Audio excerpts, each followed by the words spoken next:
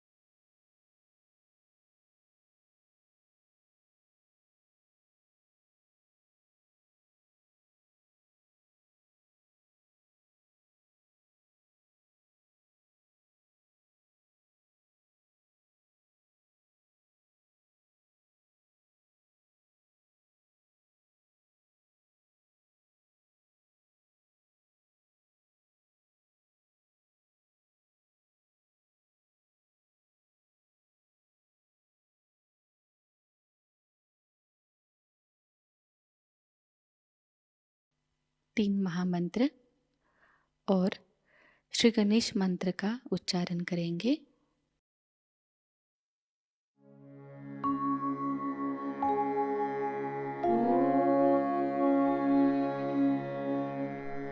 त्वमेव साक्षात् श्री महालक्ष्मी महासरस्वती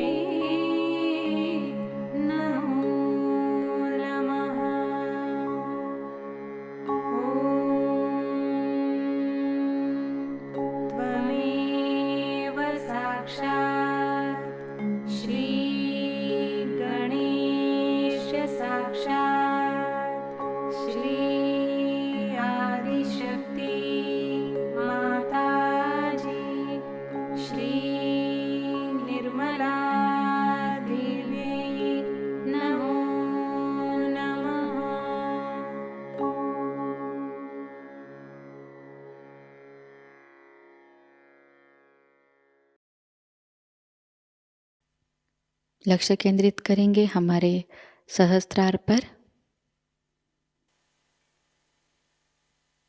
श्री माताजी कृपावंत होकर हमें निर्विचार अवस्था प्रदान कीजिए।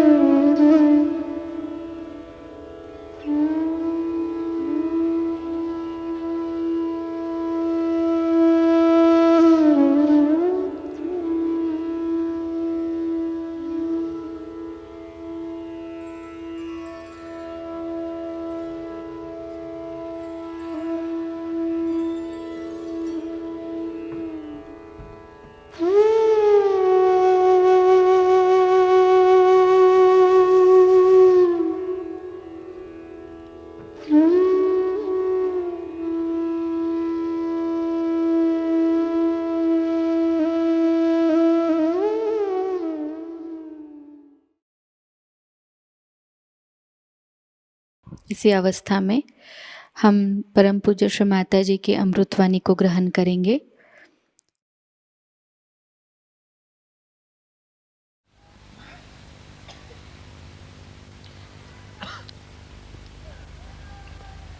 I am immensely joyous to see all of you here.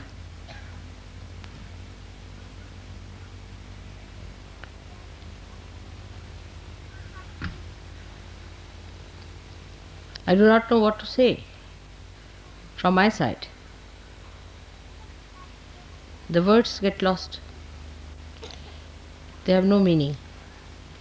So many of you aspiring to ascend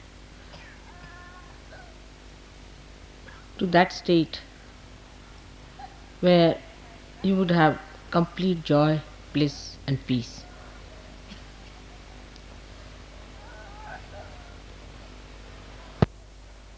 This is what I could give you. And a mother is only happy when she can give whatever she has to her children. Her unhappiness, all her restlessness, everything is just to achieve that end, to gift all that she has. I don't know how much to thank you people to go through all this, to get to that treasure that you have within yourself.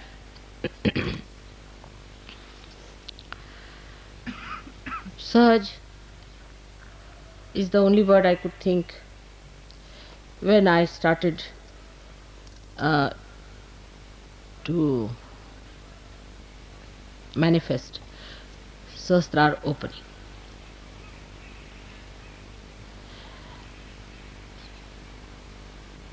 That's easily understood by everyone so far.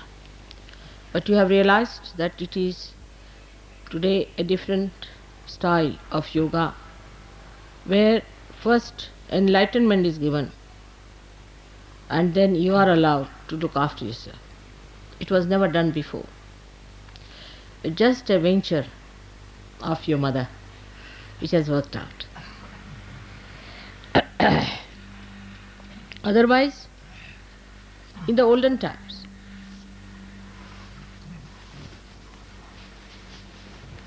फार हे कमी ठेवलाय तुम्ही पसार.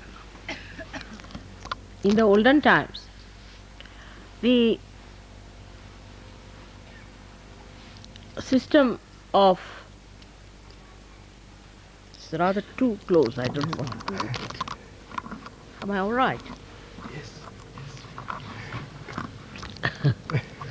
It's adjustment. All right. No, it's all right. It's better. So, in the olden times, of course, the concern of the divine was to get people enlightened. And he did not know how to work it out. No incarnation ever tried to work it out in this fashion. But whenever they tried to have a very severe hardship for the seekers, very severe hardships. I wondered how many of you have read the treatise of Buddha when he used to travel with thousands of his disciples, not giving realization. They were not realized souls without feeling any joy around, with two clothes, living in the jungles, just two clothes. And the area where he visited, which I have seen myself, is terribly cold, chilly, absolutely chilly. And the clothes were not clothes actually, it was cloth, covering their body, sleeping on the open ground. In very severe winter, or maybe the summer. Without any shoes, they were asked to walk for miles together, miles together. If you go and see where Buddha has walked and trodden, you'll be surprised. Buddha was also young, he used to also walk. But his disciples used to walk much more, because he would go and station in a place. He would send his disciples, there was no time to advertise or to announce anything. So he used to stay in one place, and the disciple used to go around the villages, ask for bhiksha, meaning the alms, to gather some food from villages, cook one time, give part of it to Buddha, and the rest of that they used to eat.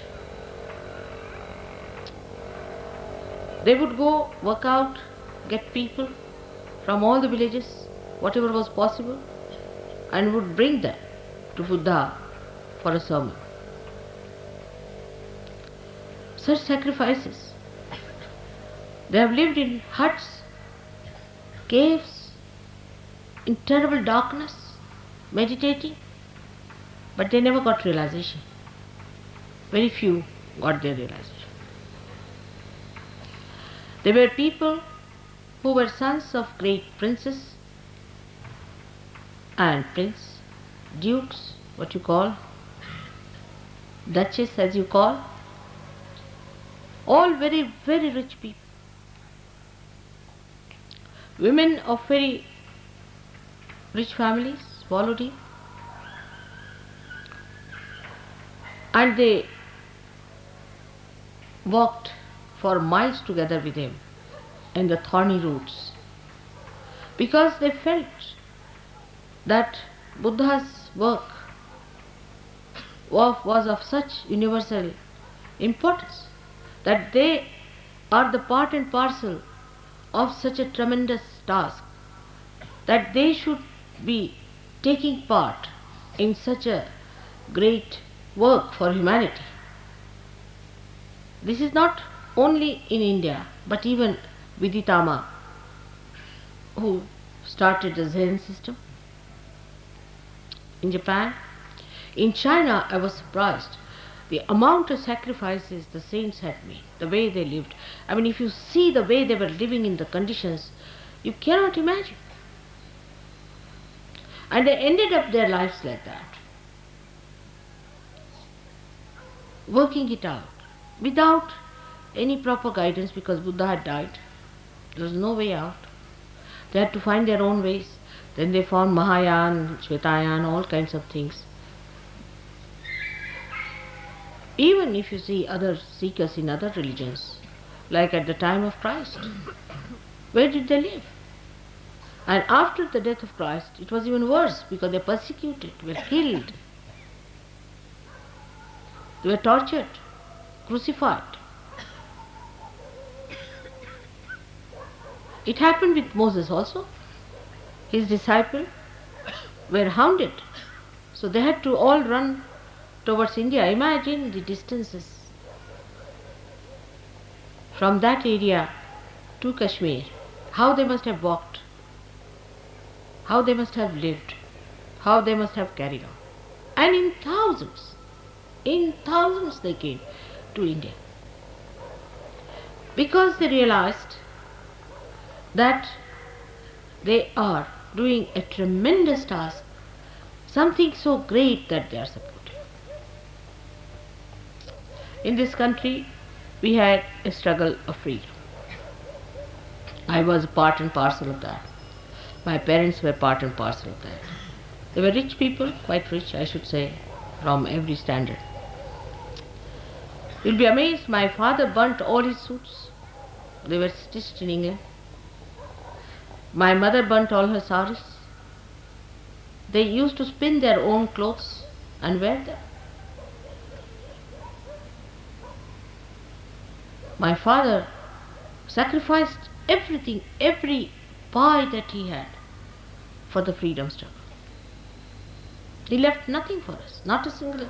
I should say, of course, our family being rich, we had silver and gold and all that. But as far as all the cash money was concerned, was spent. And all the silver and gold also, thanks to English, that they took away from us, and they returned us when they went back. That's how we had some silver and gold left in the family. Everything, all that is material, was snatched away. And I know we lived in beautiful houses, and then we shifted to huts and lived there. Sacrifices to the maximum. And we were very happy about it, very proud. We had only 2 changes. We used to wash our clothes,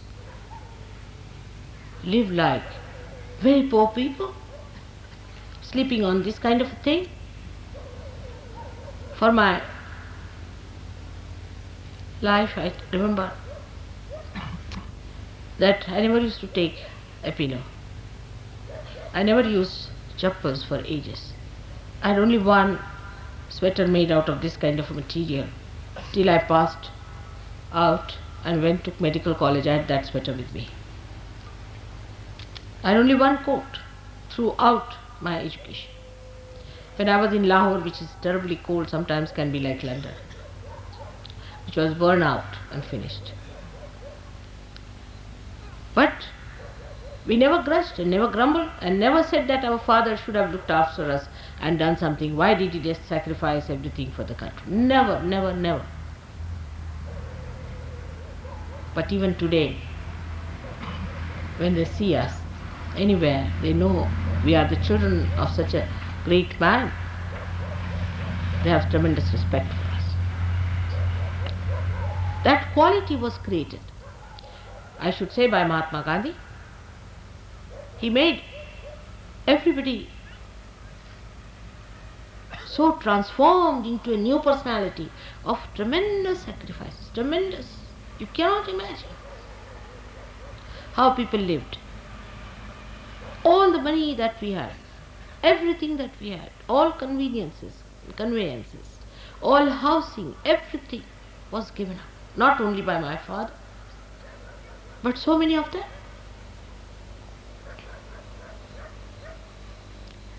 Otherwise, we could not have got our freedom.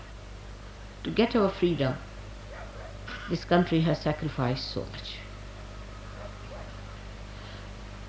Now, after that, we are here to get our freedom, to get the freedom for our spirit,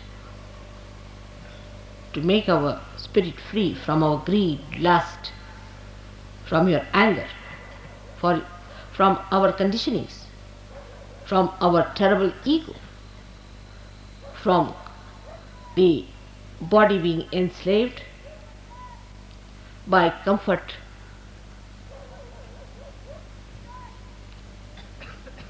I must say Gandhiji had a special charm.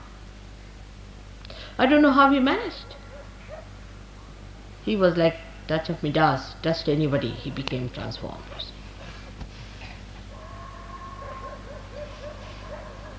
And he was an extremely strict man, very kind to me, to children. But he was an extremely strict man. He would not tolerate any nonsense at all. Throughout, if you study the way all these people were brought up, not only for freedom of or independence, but even before that, for spiritual life, anywhere, there's one thing very common is sacrifice. And the consciousness that you are doing something right. Consciousness that you are part and parcel of the whole. Such a big thing, such a big work, such a noble cause. And then there was one thing very common. Very common among all of them, that the noble cause, the upliftment of the noble cause, made them sacrifice in such a Sahaj manner. Much more than the Sahajogis sometimes, who have got so much in Sahajayoga. They have got their joy, they have got their spirit. I have seen it with my own eyes. Such people in this country, whom you may call legendary, but I have seen it. Thousands of people were killed and butchered. Children died. Nobody shed tears. Nobody shed tears.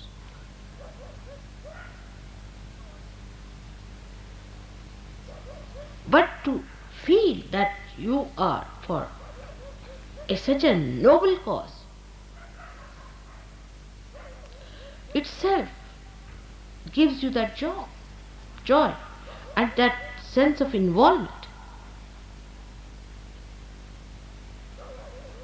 And moreover, what I know about Mahatma Gandhi and other people, what I have seen, how they were, everybody was not allowed to come in. And anybody who did even slightest thing less than, whether he was a king's son or he was anybody's daughter or anything, any little thing they spoiled, anything, he was chucked. I have stayed in Gandhi's ashram, so I know what it is, and that's how you know I can go through rigorous life. It is his state. All the children about 12 years had to clean the whole of that ashram area, which is in actually 50 acres of land, every morning. They had to clean their latrines. Also the latrines of the guests, I have cleaned. And they were allowed only 2 dresses. And nothing could be kept, even you cannot see one paper anywhere, any litter anywhere. So clean, spick and span.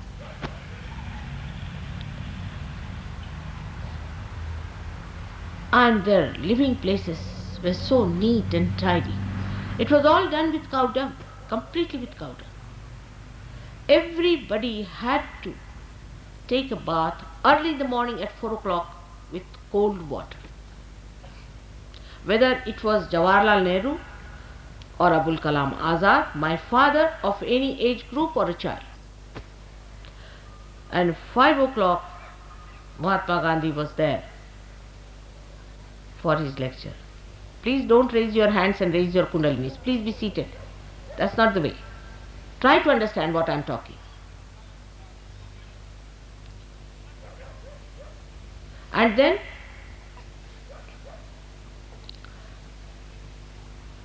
early in the morning at 4 o'clock, you'll be surprised.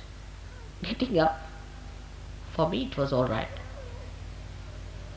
And then to walk in those 50 acres of land to the center of that hall, which was nothing but just an open space surrounded by some sort of huts where Gandhiji was living. To walk all the way, after bath, after getting ready and all that, and snakes used to crawl along. Nobody was bitten, of course. I think the snakes understood that people were busy with the great job of freeing this great country.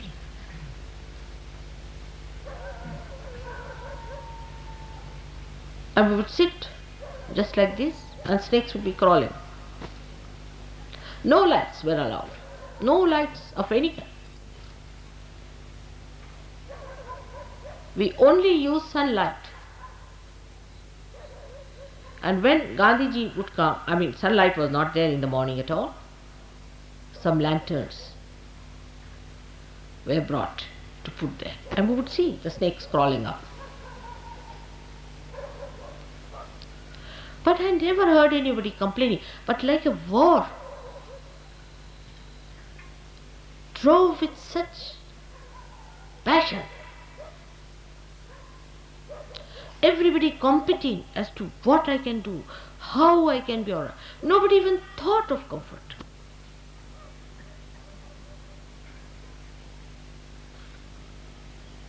Of course, they were all about, say, up to 50 years of age or something like that, maybe. In the ashram, mostly the people were about up to 50 years of age that time.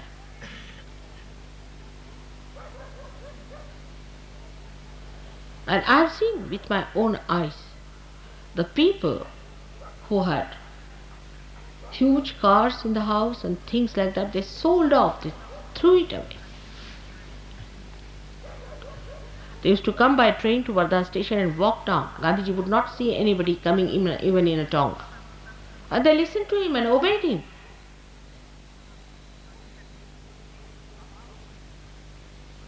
I have seen many missionaries, though they are not up to the point, nothing very noble, but that's how they take people to task, and people work it out for them. I have seen that. In India we had missionaries and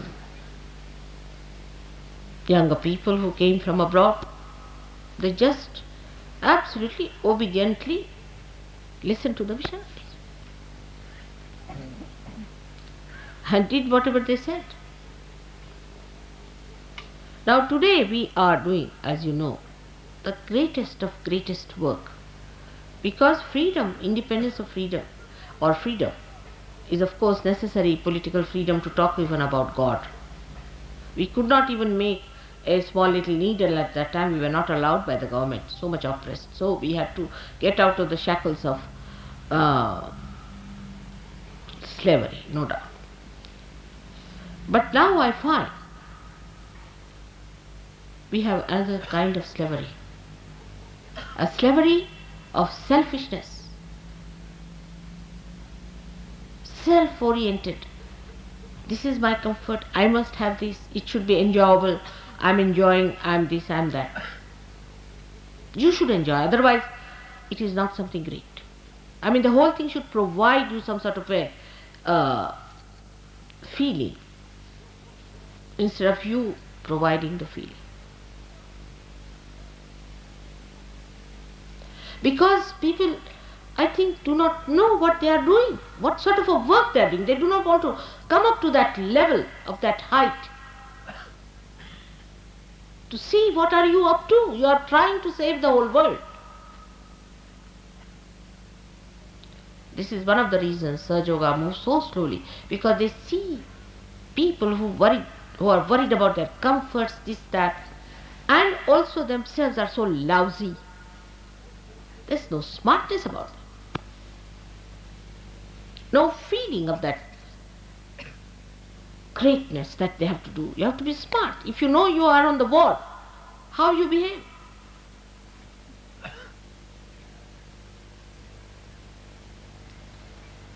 I am sure the mediocrity is much less now. Better people. I am sure we'll get even better people now. Much better people. They worry about little things of their families, this, that. They worry about their own problems and their jobs and this and that. I mean, nobody could talk like this to Gandhiji. I tell you, he would have slapped. Take it from me.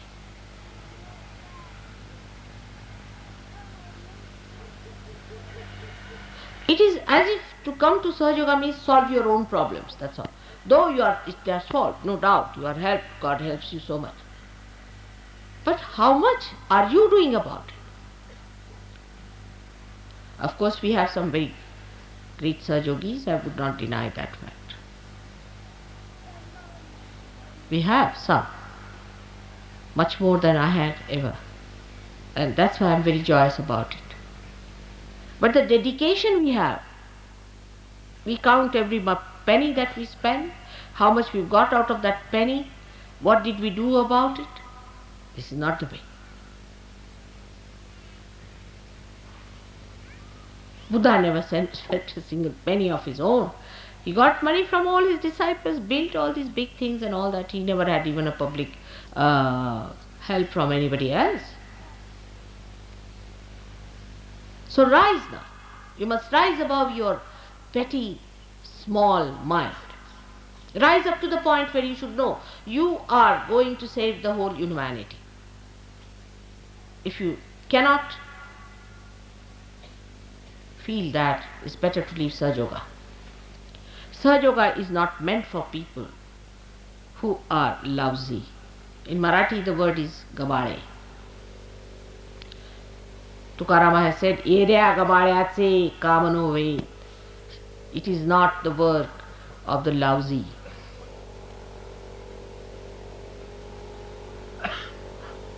Shivaji himself, when he fought his war, he caught hold of people, the Sardaras and the dukes of that time, they gave up everything that they had. They gave up their lives, everything. Their children they sacrificed whatever they had. Shivaji had no money to pay them. You must have heard of lots of stories about Shivaji. While if you see how we Sahajogis are in this world, Kshema comes first before yoga. It's like that. It's your mother's love. I want my children to be comfortable. They are newly born babes. All right, they need comfort. They are to be looked after. But I cannot blackmail the divine because the children are small, can I? I am here to do the job of God Almighty.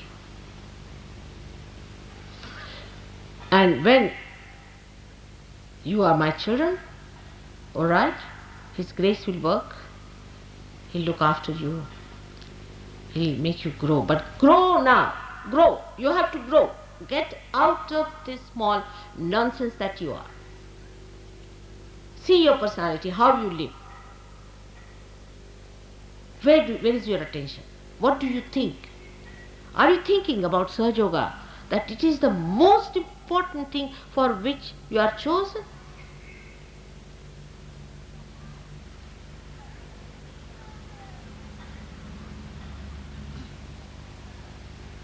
I feel sometimes, as I was feeling all the time, that you might be uncomfortable in many places. But I myself have seen the way you people have been in those places most carelessly. The Western Sahajogis were surprised. That way Indians are better in this respect. And some of the Indian Sahajogis have been misbehaving in a very funny manner. It shocked me the way they have been behaving, shouting at people, creating problems. Some people come to see me, they talk to them in such a rude manner that they run away. You can talk to them sweetly. You have to be nice to them, not to shout at people. All right, I cannot meet everyone at every time, at every convenience, all right. But that doesn't mean you have a right to shout at others.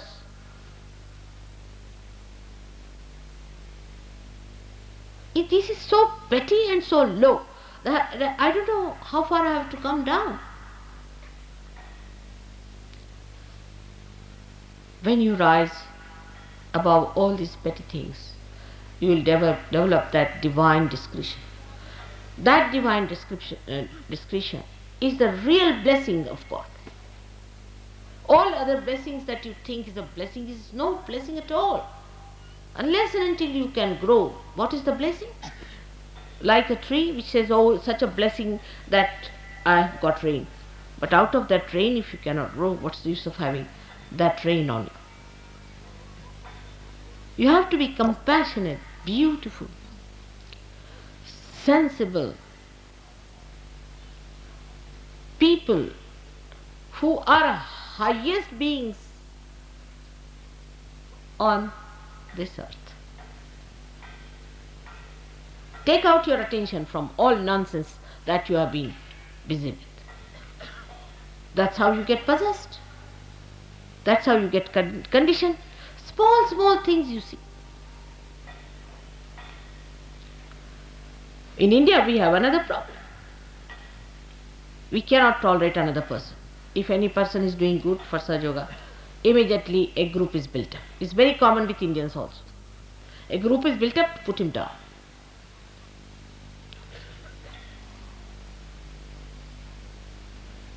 This was not done when Gandhiji was there.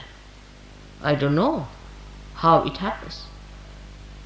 It only happens with poor leadership. I think I don't have that leadership. At the time of Gandhiji, he used to blast people out completely, cutting each other's throat and saying things back behind, forming groups. Anybody who works out something nice and I try to help that person to express himself, immediately a group comes up too. And there are some hopelessly peripheral, useless Sahajogis in the West and in the East who try to make a mess of things. They think they are big gurus, big people, very small people, chicken-hearted I should say. And they think they are very big, great people because they can take good photographs maybe, or that they can wear a dress in a particular manner or something like that, stupid stuff as they are, and try to dominate others. Such people will be thrown out. Absolutely. No use having useless people in a machine like this. Today is the beginning of a new era, of people of very high qualities, whose spirit has been enlightened. Let's all think about it. Now you have to rule yourself, and you have to rule others through compassion, love and discretion. Today that's the big time that I've declared that it is the universal religion, the Nirmala religion, which is formed out of my teachings of love. But it doesn't mean by any chance that you remain dwarfs. I'm not going to spoil you. I'm not going to spoil you by keeping you dwarfy people. So, try to rise. Do not dominate each other. Respect each other. You are out for a very big work of Virat. How much you know about the divine, nobody has known so far. But fix up yourself. I have known of a very great saint called Gagangar Maharaj who has fallen down completely. If a person like him can fall down, you also can fall down if you do not understand what is your worth, what is your value, and what is the position you are given. So we have to today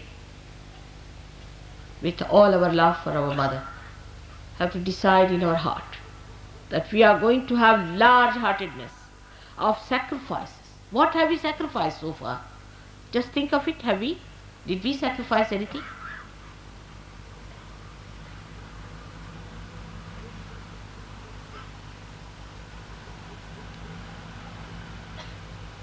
Please try to understand that I have to use you, the great souls, to save the humanity. You must grow, you must grow, you have to grow. On money points also, people are so wretched, they make money, they save money. In America, I was surprised the way people cheated me of money. Thousands. In India also this is a very common practice.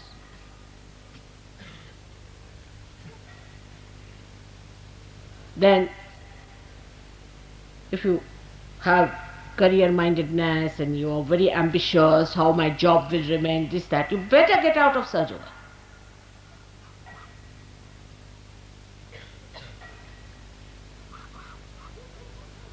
It's not going to help us at all. Thirdly, there are people who believe that this is my wife, this is my beloved, this is this and all that nonsense. Why are you here? For what? Or my children, my household, my mother, my father, all sorts of wretched people around.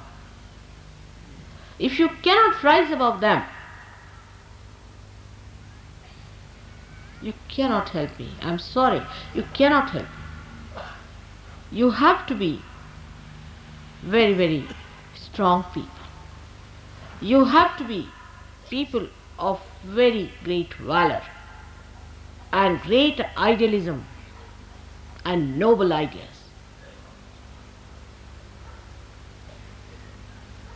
Some are like petty shopkeepers who follow the platoons to sell some things around. In Marathi it's called Bazar Bunge. So now you meditate upon this point, that here we are to establish the universal religion of ascent. It's a tremendous task. If I could do it alone, I would have done it, but I cannot. It's only through you I have to do it. And you have a heritage. You come from a very great birth where you have this heritage.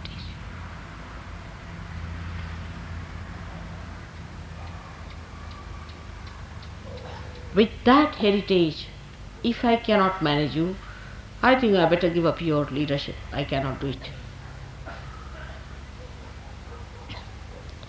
When we were fighting for our freedom, all of us were removed from schools because we were in the missionary school, and the missionaries believed that Christ was born in England. So they would not allow us to study in those schools. So we were all removed from schools. We had no education. For some time, I couldn't pass my into science. For 2 years, I couldn't appear because they rusticated us from colleges and schools. The government rusticated us.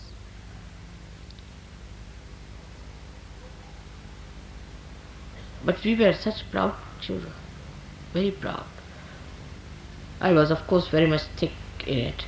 I was never frightened. I was just an 18-year-old girl. And I remember one day, some people came and told us that your father is transferred from this jail to another jail. They had such pride for us, all the people. So they had brought cars to take us down. And there were so many there. And mother naturally was worried because I was a young girl. The police used to torture me, used to give me shock and make my life very miserable, beat me and all that. So she was crying and she told an old gentleman who was there that I'm worried about my daughter. I don't want her to be tortured anymore. So I went and smiled at him. So he said, no, you just don't stop it now. You just don't do it. It's not proper. So my father took me aside. He said, don't listen to this old Johnny.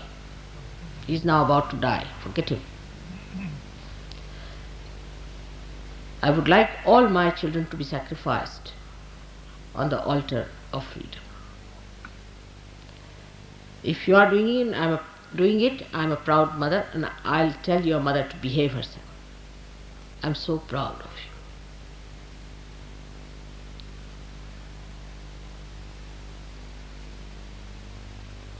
Such atmosphere I have passed through. I had to give up my college. I was absconding for 8 months. The police was after my life. I know what we have gone through. We were very young people, 18 years, you can imagine. And now when you have got the freedom of your spirit, you must seek the comfort of your spirit. There are some people who are complainers and this and that nonsense. They should not have come. Or those who are Indians, they should get out of Sahajayoga and leave us alone. But those who know that they have come here not to enjoy themselves only, but to make the whole world enjoy what you have got, to give it to them, and for that one has to sacrifice. One has to bear the pangs. How much I bear your pangs when you are caught up, when your troubles, when this and that. I've got blisters sometimes from you, everything. I don't mind, because it is my life, my mission, my existence, my everything is for the purpose of emancipation of humanity. Even the last drop of my blood is for that. So my satisfactions are very different. Please remember, you are born of a very brave mother. Please try to rise. Be proud that you are doing such tremendous task. Have that feeling of great valor.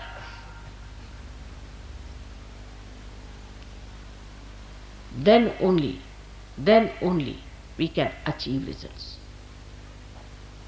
You have seen so many wars, you have seen so many war pictures, you have seen how people have fought, how they have sacrificed themselves. And let us see what are we doing in this war.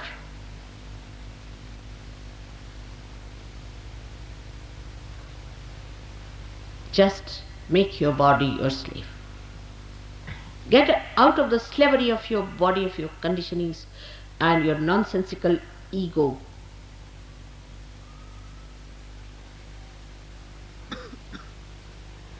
I'm sure, as a mother, I'm not so bad. But as a father, I think I lack some things. Please, try to come up, so that I should feel that I did not lack in my fatherly attitude towards you. That awe, that understanding of a father's expectations.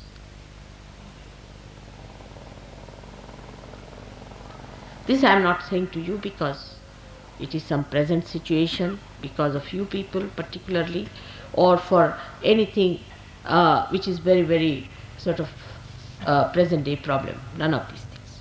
But is my announcement of this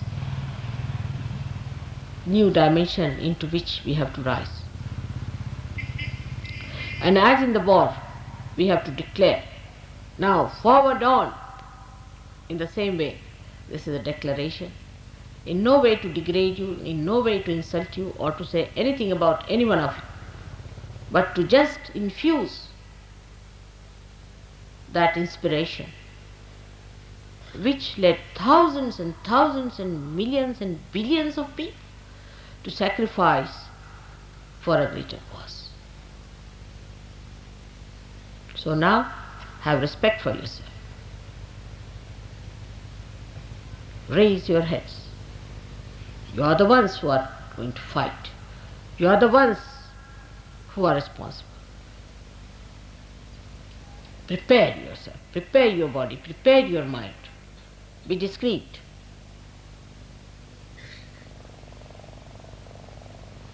This is my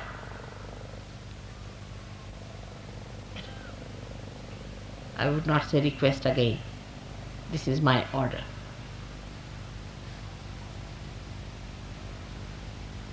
May God bless you.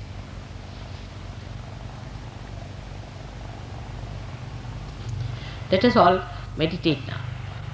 There is no need for tying up your kundalinis. There is no need to give yourself bandhan. There is no need at all to do anything. If you just come up to that stage just now, there is no need to raise your hands and tying up your kundalini. Not necessary.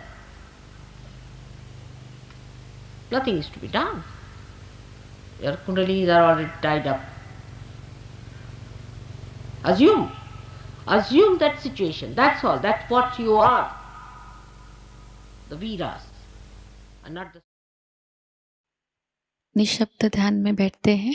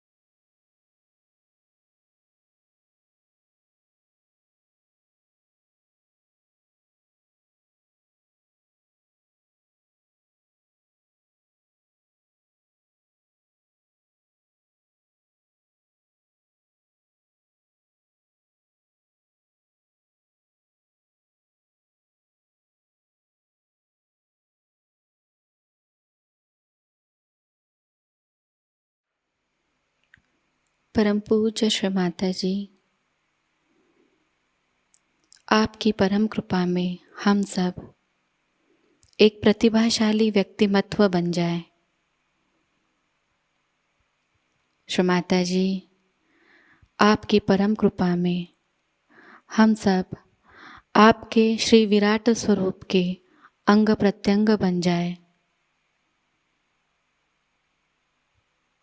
अपनी ध्यान धारणा और सामूहिक कार्य की तपश्चर्या से हम श्री आदिशक्ति के एक प्रभावी और प्रभावशाली माध्यम बन जाएं।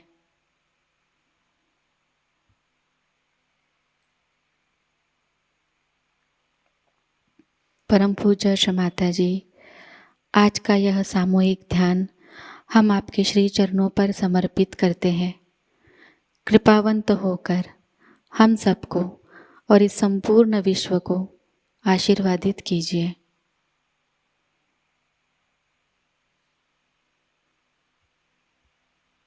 श्री माँ को प्रणाम करेंगे और सामूहिकता में कुंडलिनी चढ़ाकर बंधन लेंगे।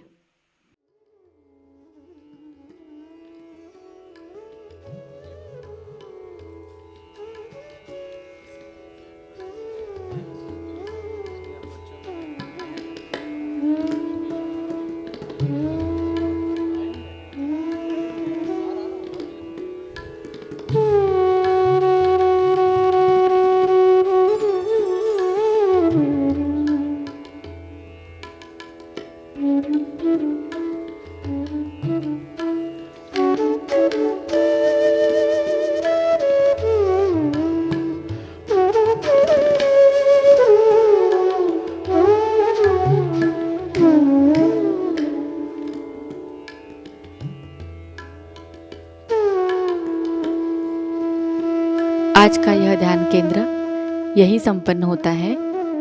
जय श्री माताजी।